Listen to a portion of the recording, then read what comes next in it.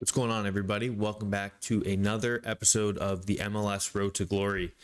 Today, we are going to quickly go through and build our lineup for next week. And we're also going to look at the players that we've bought and our kind of return on the investment that we've made, which I think I'm going to do first because it'll kind of tie into how we're building the squad and some thoughts going forward. Most notably speaking, just at the top right, here, actually, you can't see because of my face cam. So we've got about 20 bucks. We've made some sales. Everything that we've sold has been tied to the MLS Road to Glory, or it's money we've won. We also have a $15 reward, one from a box, and then $10 from the streak. Now, the box did not come from the MLS. However, I did talk about for this series, I will be potentially buying a player once a week, trying to add and grow with as little money spent as possible. But I've kind of turned and wanted to see, can I make the biggest return on my investment? So this Road to Glory, yes, we are spending money. Most Road to Glories, especially in this game, you have to spend money a lot of the times to get cards now. So we're not making any crazy purchases. And like I said, the streak that we got 10 bucks on for the second placement, we are going to be using those credits to help us buy another goalie. That'll be talked about a little bit more into the video, so stay tuned for that. But yeah, before we get into it, I will segue into the promo that Sorare runs. Obviously, if you click the link in the description and sign up for a free brand new user, you will get up to $50 in those market credits that you just saw, and it can help you buy a team. This is only for new users, so if you're new to Sorare, you're new to this channel, and you want to get involved, click the link down below. It helps me, it helps you, and you can start playing Sorare for literally as little as, $2 to $3. So you go on the market, you buy some cheap cards. Once you buy 5 cards, you can be eligible for that $50 into your account, and then it'll help you buy some more and more expensive cards. Anyways, going into our spreadsheet. So we have updated a little bit. Cash rewards. So game week cash rewards is now at $6. So that is from the MLS in-season competition. We were very close to winning $5 last week. We came up, I think, literally 2 points short. The MLS hot streak, we are now at $13. We are pushing for this next rank. So yeah, it'll be 390. Our teams have been hitting 400 points, but we do need a very, very good game. Vancouver is playing Colorado this week, which is the majority. No, sorry. San Diego is playing Colorado this week, which our newest signing, Lozano, is hopefully going to have another great week. And obviously we get the level 3 hot streak, which is eligible for, I guess, the new MLS promo that they've added. I really it's just all hot streak, MLS, this and that, but it's another way to get rewards. I talked about it in the last video. Well, the other video for our just our channel in general. I hope this happens with the European competition when it comes back at the end of the summer. I hope they do something where you can win money so it's easier to spend.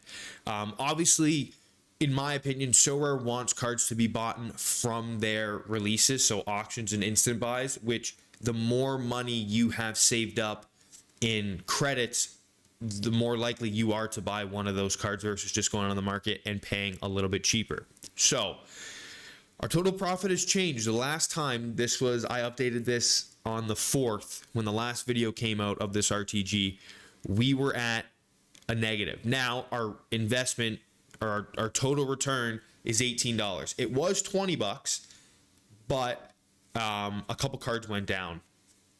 So I kind of pre-edited it and then didn't make a video and then re-edited it. So Lozano's now up. So we've made about $3 on him. Veselin Novick is down a little bit, but he's been playing really, really well. Laborda's unfortunate. He's injured right now, so his price has come down a considerable amount. Berhalter, like this is a card that I would potentially, the minute Vancouver might look like they're not doing as well, might hit a rough patch or whatever, he could be a great sell. We could get $31 into the account. We could kind of even out our team, or even out our teams. But Kubas is played last night against Pumas, or I guess, yeah, you'll see this video as I'm recording it. So last night, they tied Pumas 2-2. I think he had a goal or an assist. So he did play, which is nice because we have one for free from the craft, and then we also bought one. Takaoka is up. Parker's up a little bit. Murphy is up a little bit more, but still down. Roland's gone down. I haven't really been playing him, but he will be put into the second lineup that we are more than likely going to create for next week. So I am hoping to win another $3 this week, potentially 10, and then we will be able to purchase potentially today, I guess, we could purchase a goalie and a defender from the same team, from a good team in the MLS as well. But it all depends on the instant buy because I need to use the credits. And then McNair has done very, very well for San Diego. So his price went, I think, from like $11 or $10 now back to 15, kind of what we paid for him. Again, a lot of these cards were bought right when the MLS season started, so their prices then were inflated.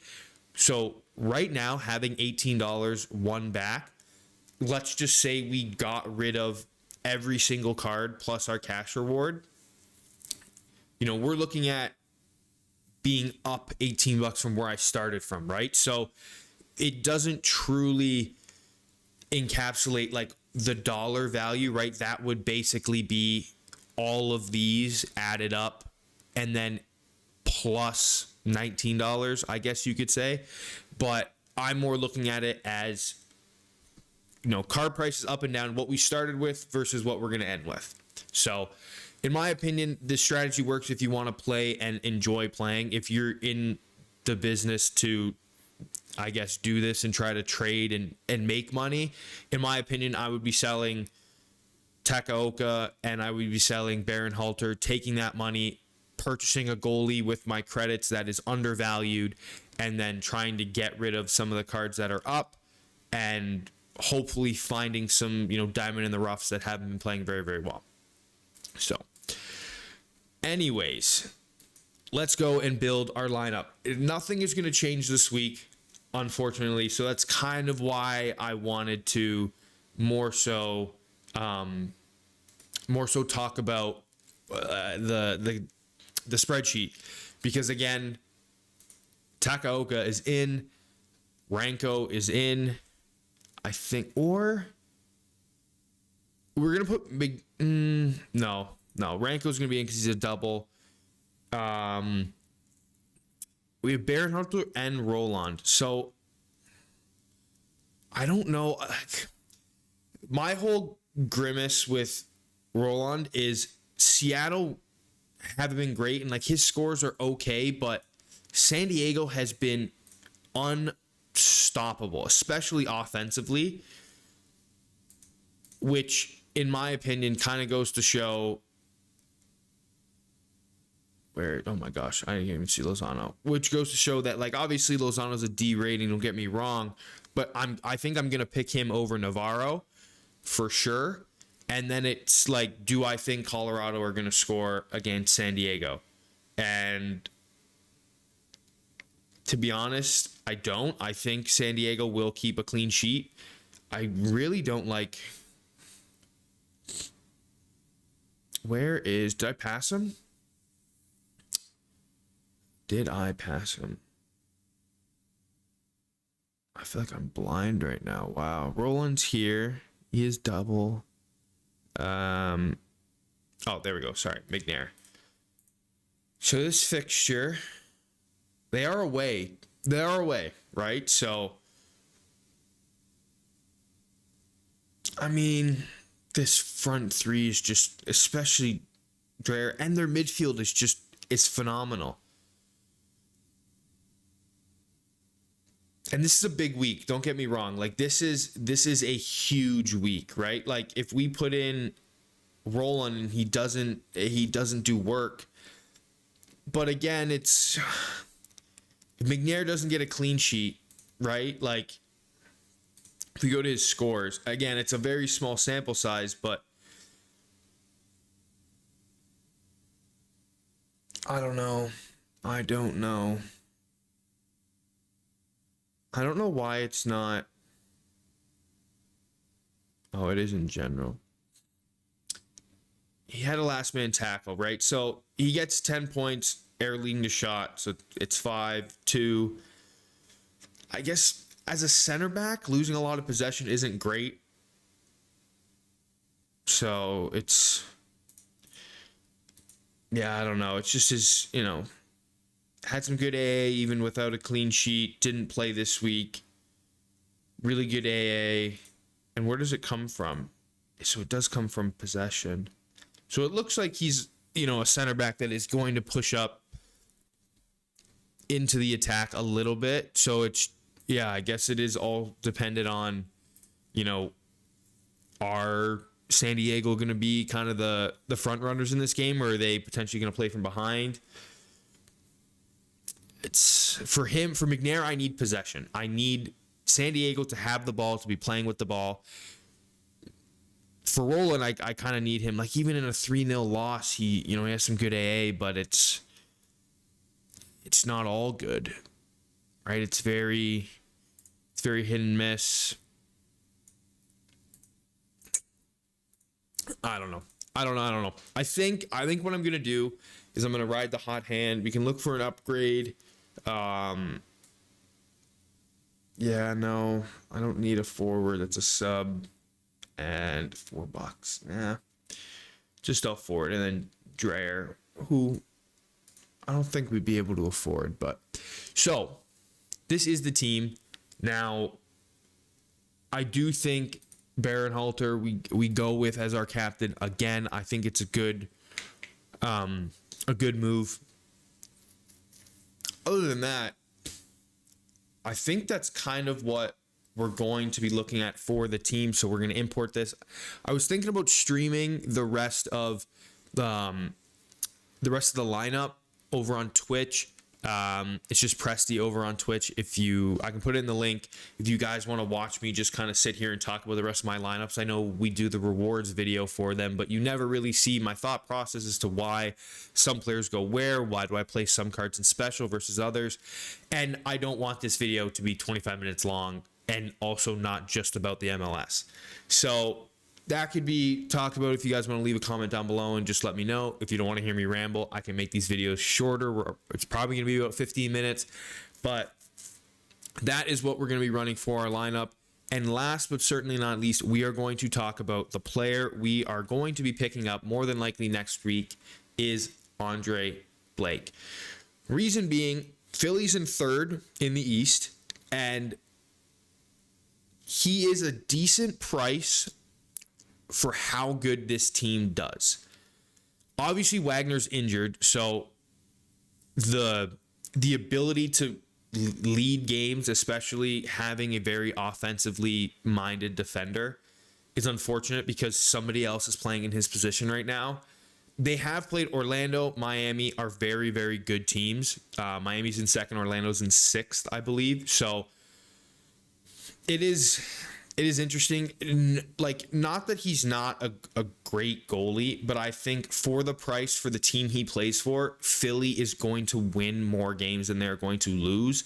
And I do think that their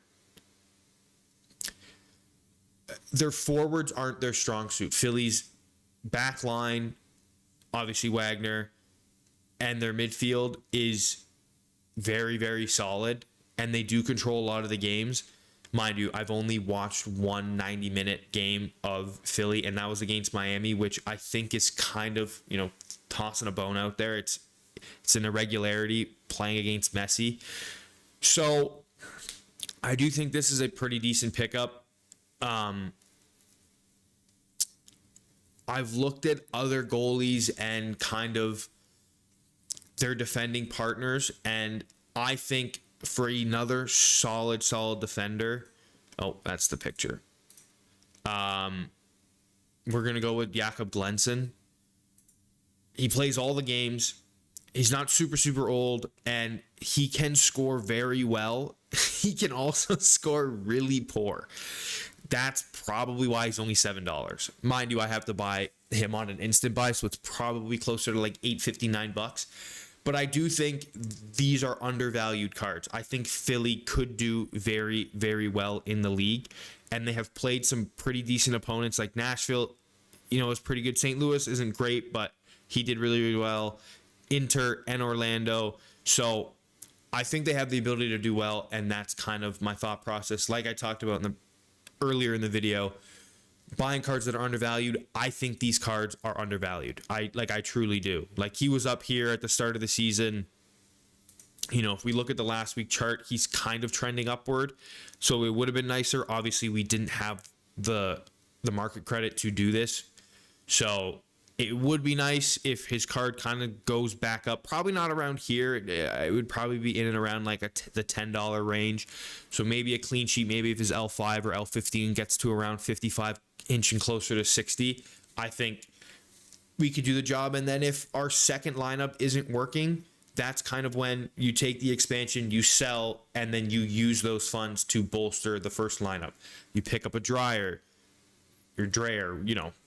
whoever. You maybe look to pick up Wagner. So it's one of those things where running one lineup is tough. That's why I kind of want to expand to two, so you can mix and match players. I don't always have to play. Like, if Vancouver ever plays San Diego, I'm screwed. But if I have two lineups, I throw the Colorado boys with Vancouver, and I put Roland and Glenson, Blake, and somebody else in another lineup, and one of the lineups is probably going to do better than the other, but at least I have two. So that is my thought process. That is what we are going for. We're not going to look at anything else, any of the midweek stuff. We still have some players to play, and it's probably going to be a toss-up and just a couple boxes. So I hope you guys enjoyed the video. Let me know how I can make these better.